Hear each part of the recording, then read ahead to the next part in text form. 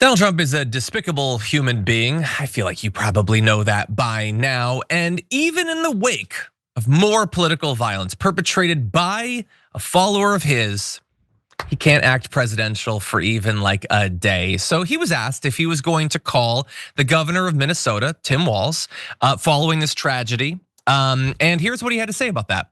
Well, it's a terrible thing. I think he's a terrible governor. I think he's a grossly incompetent person, but I may call him. I may call other people too. Such horrific violence will not be tolerated in the United States of America. God bless the great people of Minnesota, a truly great place. And I obviously cannot speak for Minnesota nor Minnesotans, but I hope that they reply in some sort of psychic sense to go F yourself, because what the hell? They are reeling in the wake of yet more political violence. He says it's a terrible thing, and then he's off to the races attacking Tim Walz because he's an a-hole and an idiot and terrible in every way. And that's all you could, like in this time when all you want is the idea that maybe we could have some stability, we can have some peace. Donald Trump has never provided that, will never provide that. That's what he gives to you. And by the way, at least as of late last night, he had not called Tim Walz. Now, maybe he has since then, but he has not reached out. And so he doesn't care about this in the same way that he hasn't visited a single natural disaster in the 200 days that he's been president. America, you are on your own to some extent. I guess he is causing a lot of additional problems, so he's involved in some way, just not in a productive way. In any event, the alleged assassin has actually been apprehended. So that is good news. There was, I think, Minnesota's biggest manhunt ever, and they were successful. So great work in tracking him down, potentially saving additional lives, because this guy had a very long handwritten list of all of the different Democrats he wants to murder. And so unfortunately, he was successful in some of his targeting. So right here, you can see Minnesota State Senator John Hoffman. He and his wife were each shot multiple times, many times, and have undergone surgery. On the right is Minnesota State Representative Melissa Hortman, who was shot and tragically killed alongside her husband. So two couples, I guess the first on that list, two of them dying, two shot many times and miraculously surviving. And this monster dressed up like a police officer. He made himself physically look like a police officer. He had done his vehicle over to look like one. So in the same way that you had that guy pretending to be ICE to kidnap a migrant, well, now you dress up like a police officer, and maybe you can do stuff like this. And so they did track him down. He wore a mask during the shootings. He had, as I said, a list of names on his hit list, 70 names on that list. Most are Democrats or figures with ties to abortion rights. So Representative Ilhan Omar was on there, Senator Tina Smith, Amy Klobuchar apparently was also on the list. And you can sort of figure out from that what the political motivation of this guy is, but we have even more evidence on that. But like Representative Ilhan Omar, why is she on that list?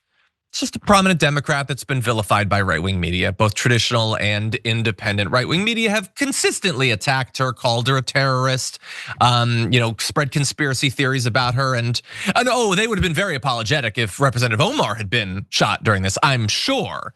In any event, we're gonna discuss, I do wanna just palate cleanse a bit. Tim Walz didn't have a call with Donald Trump, probably for the best. But here's what he had to say about the attack, saying, as a country, we cannot become numb to this violence. We're a deeply divided nation. That has become even more clear over the last 2 days. The way we move forward and solve the problems facing our nation is not through hate, it is not through violence, it is through humility and grace and civility.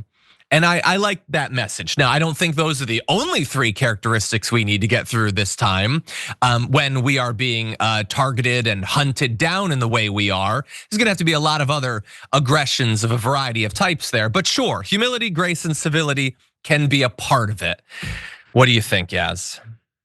Oh, this is such a huge story, and I know that it is being covered by the media, and I know it happened on a day when so many other things were already happening, but I still feel like this isn't as big of a story as it should be. Like, someone was assassinated, somebody else there was an attempted assassination there.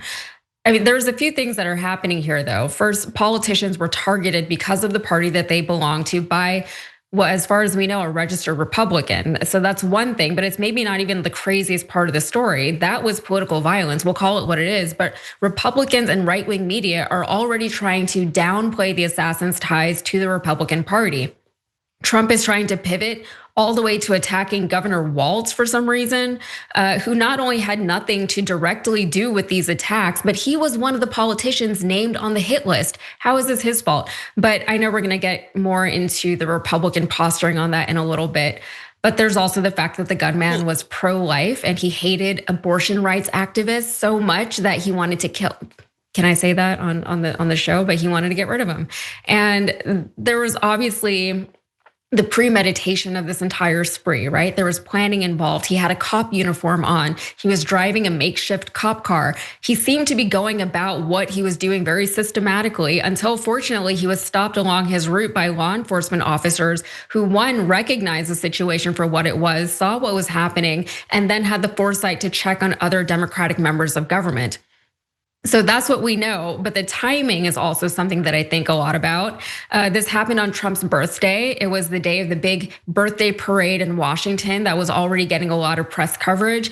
And it was the day that thousands of No Kings protests were planned across the country. So was this an effort to dissuade people from showing up to protest Trump? Maybe, we don't really know. Was it an effort to maybe, take some of the media attention away from what was going on? Maybe we don't know, but the timing is very interesting and maybe we'll get a little bit more insight as to why this happened when it did later.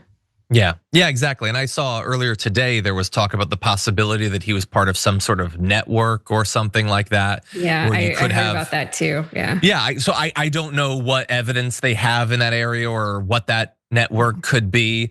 But I'm sure, if they do find evidence, if there's a manifesto, if there's an organization or something, doesn't matter how clearly right wing or MAGA it is, they're not going to take stock of that, as you alluded to, and we're going to get into all of that in just a moment. But regardless, you are right. It's like it feels like it should be the biggest story of the month. It's not going to be because that's not how America works anymore. We're consistently assailed by horrific news and horrific developments, but this was a successful assassination, something that used to be so rare. Once a decade, once every 2 decades, it would be attempted, and now it's become incredibly just blasé.